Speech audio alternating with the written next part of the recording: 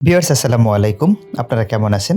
আশা করি আলহামদুলিল্লাহ সকলে ভালো আছেন। কাছে দূরে দূরান্ত যে যেখান থেকে এই মুহূর্তে আমার ভিডিওটি দেখছেন সকলকে জানাই আন্তরিক শুভেচ্ছা। ভিউয়ার্স আপনারা সকলেই জানেন আমি কম্পিউটারের শর্ট ট্রিক্স ভিডিও এর পাশাপাশি আইবাস সম্পর্কিত ভিডিওগুলো আমার চ্যানেলে প্রতি শুক্রবার সন্ধ্যা ৭টা থেকে ৯টার মধ্যে আপলোড করে থাকি। তো আপনারা প্রয়োজন মনে করলে আই বাটন থেকে অথবা ডেসক্রিপশন বক্স থেকে দেখে নিতে পারেন। ভিউয়ার্স আজকে যে বিষয়টা নিয়ে কথা বলবো সেটি হচ্ছে চালান ফর্ম। এইটা হচ্ছে ভ্যাট এবং আইটির যে চালান আছে। তো আমরা সরকারি অফিসগুলোতে সাধারণত দেখা যাচ্ছে যে ভ্যাট এবং আইটি প্রত্যেকটা বিলের বিপরীতে এগেইনস্টে আমরা জমা দিয়ে থাকি। তো সেই ভ্যাট এবং আইটির যে চালান ফর্মটা আছে তো এইটা ওয়ার্ডেই সাধারণত আমরা সবাই করে থাকি। তো ওয়ার্ডে দেখা যাচ্ছে যে করলে অনেক সময় কি হয় অ্যারেঞ্জ করতে গিয়ে দেখা যাচ্ছে যে টেবিলটা আছে টেবিলটা উপর নিচ হয়ে যায়, স্পেস দিয়ে কমায় বাড়ায় নিতে হয়। তো সেই ক্ষেত্রে দেখা যাচ্ছে একটু জটিলতা তৈরি হয়। তো আমার কাছে মনে হলো তো এই চালান ফর্মটা যদি ফিলেবল করা যায় তাহলে দেখা যাচ্ছে এই ঝামেলা আর থাকছে না। শুধু যে গ্যাপগুলা রয়েছে গ্যাপগুলোতে শুধু প্রয়োজনীয় তথ্যগুলো বসিয়ে দিলেই খুব সুন্দরভাবে খুব সহজে এই চালান ফর্মটা প্রিন্ট করা যাবে। তো ভিউয়ার্স কথা বাড়াবো না আর,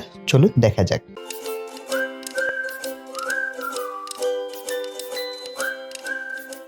তো ভিউয়ার্স আমার কাছে একটা চালান ফর্ম ছিল, পিডিএফ ফর্ম। তো আমি সেটা ওপেন করে নিচ্ছি। তো আপনাদেরকে মূলত তৈরি করে আমি দেখাবো এই চালান ফর্মটা। তো এটাতে হচ্ছে ভ্যাট এবং আইটির যে কোড নাম্বার বসিয়ে দেয়া আছে অলরেডি। তো এটা দেখা যাচ্ছে বারবার জানি লিখতে না হয় সেজন্য আমি এটা বসিয়ে দিছি। তো এখানে ওপেন করব প্রিপেয়ার ফর্ম, স্টার্ট। তো ভিউয়ার্স অটোমেটিকলি যে গ্যাপগুলো ছিল মোটামুটি যেগুলো কভার করার মতো সেগুলো নিয়ে নিছে।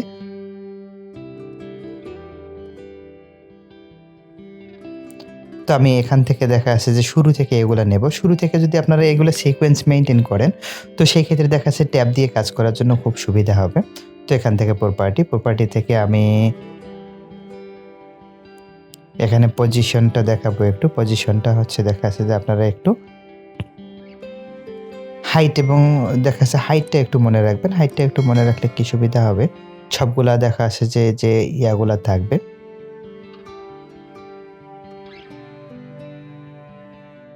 তো সবগুলোর হাইটটা সমান হবে একটু। তো হাইটটা আপনারা একটু দেখে নেবেন। তো আপনারা যখন এটা প্রফেশনালি করবেন নিজের প্রয়োজনে তখন আপনারা দেখা যাচ্ছে খুব সুন্দর করে একটু দেখা যাচ্ছে মেজারমেন্টটা করে নেবেন। হাইট এবং ওয়েটটা বসিয়ে নেবেন। তো এখান থেকে দেখা যাচ্ছে যে আমি একইভাবে দেখা যাচ্ছে যে ফন্ট সিলেক্ট করে নিলাম। তারপর দেখা যাচ্ছে ফন্ট সাইজ তো দিলাম আগেই। তো ফন্টটা শুটুনি এমজে দেব আমি। তো শুটুনি এমজে দেন পজিশন যা আছে তাই এখান থেকে দেখা সেন্টার করে দিলাম আমি। সেন্টার করে দেওয়ার পর আর কিছু করতে হবে না এখান থেকে। তো ভিউয়ার্স এখানে একটা ঘরেই নিয়েছি, এটা একটু ছোট করে দিলাম আমি। ছোট করে দেওয়ার পর এখানে ফন্ট আমার দেখা যাচ্ছে নিলাম একটা ফন্ট নিয়ে দেখা যাচ্ছে যে সাইজ দিয়ে দিলাম। তো এখান থেকে একইভাবে আপনারা বিষয়গুলো একটু দেখে নেবেন। তো আমি দেখা যাচ্ছে খুব বেশি যদি একটা করে দেখাতে যাই আপনাদেরকে তাহলে অনেক সময় লাগবে। তো এখান থেকে সেন্টার করে দিচ্ছি আমি। তো আপনারা এই যে ফিলেবল যে ফর্মটা তৈরি করার জন্য এটা খুব বেশি জটিল না, একদম খুবই সিম্পল একটা দেখা যাচ্ছে ফর্ম তৈরি। আর আপনাদেরকে বলে রাখি আসলে আমিও জাভাস্ক্রিপ্ট জানি না খুব ভালো। তো জাভাস্ক্রিপ্ট দিয়ে যদি আপনার জানা থাকে আসলে জাভাস্ক্রিপ্ট দিয়ে আরো সুন্দর এবং আরো দেখা যাচ্ছে যে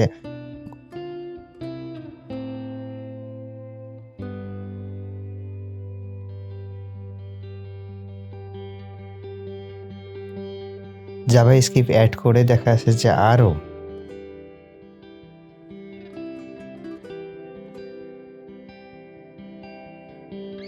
ভালোভাবে এই ফর্মটা তৈরি করা যায়।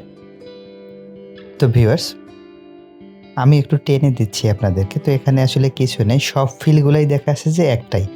সব হচ্ছে টেক্সট ফিল নিয়ে করতে হবে। তো টেক্সট ফিল নিয়ে যখন করতেছি তাহলে সেক্ষেত্রে দেখা যাচ্ছে সবগুলো একই রকম।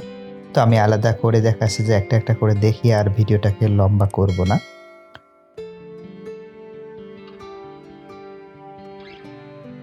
তো টাকা ওটা নিয়ে এমজে আচ্ছা। তো আমি একটু দেখা যাচ্ছে যে ভিডিওটা স্পিডটা একটু বাড়িয়ে দিয়েছি যাতে করে দেখা যাচ্ছে অল্প সময়ের মধ্যে ভিডিওটার সময় আমি কভার করতে পারি।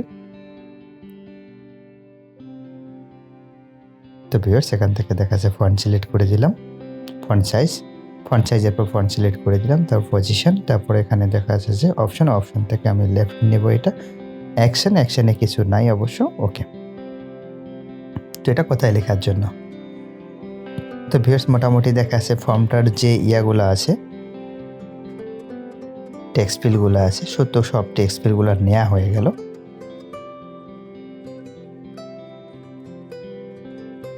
তো এখন আমি একটু রুলার টেনে দিচ্ছি যে আমার টেবিলের সর্বশেষ যে কর্নারগুলো আছে, তো সেই বরাবরে। তো আমি এখন ওকে বাটন অ্যাড করাবো।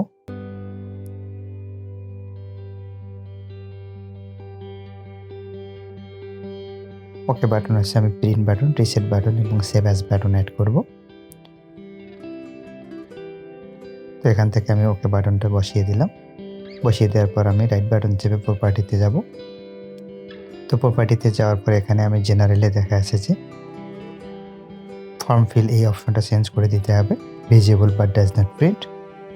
তো অ্যাপিয়ারেন্স থেকে ল্যাঙ্গুয়েজ দেখে ফন্ট যা আছে তাই, ফন্ট সাইজ যা আছে তাই, এবং দেখা যাচ্ছে ফন্টটা আমি টাইম রোমান্স করে দিলাম।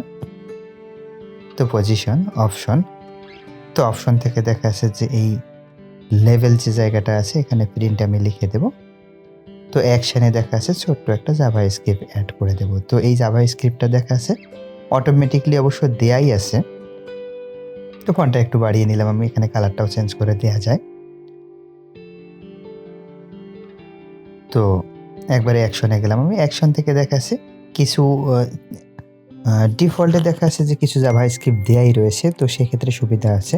আসলে জাভা স্ক্রিপ্ট সম্পর্কে আমার তেমন কোনো ধারণা নাই। Ad, then print. তো ওকে, তো প্রিভিউতে একটু দেখি। তো দেখেন ভিউয়ার্স, প্রিন্ট বাটনটা আমার খুব সহজে এখানে অ্যাড হয়ে গেল। তো আবার একইভাবে আমি আর একটা ওকে বাটন নেব। তো এটাতে হচ্ছে রিসেট যে অপশনটা রয়েছে, রিসেট অপশনটা আমি অ্যাড করব।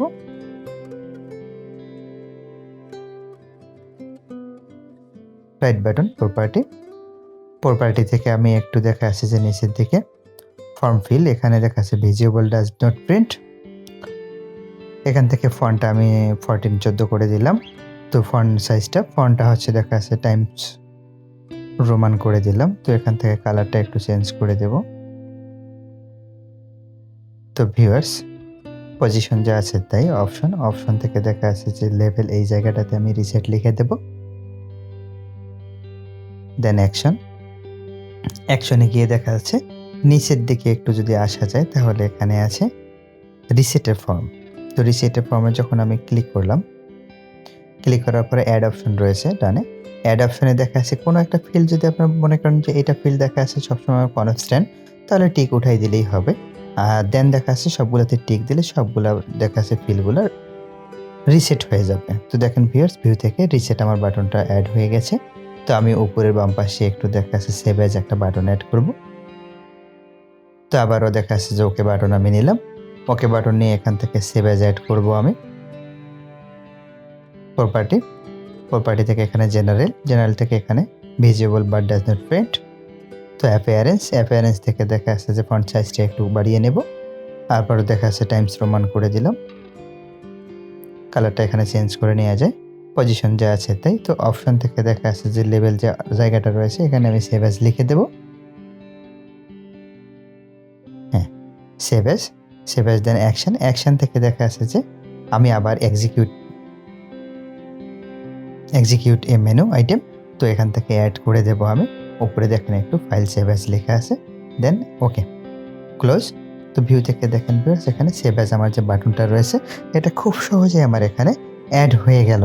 তো এই ফিলেবল ফর্মটা দেখেন একটা সিম্পল একটা ফর্ম তৈরি।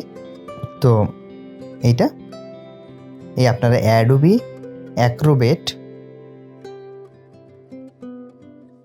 প্রো ডিসি যে সফটওয়্যারটা রয়েছে এই সফটওয়্যারটা ব্যবহার করে এত সুন্দর আপনারা একটা ফর্ম তৈরি করে নিতে পারেন।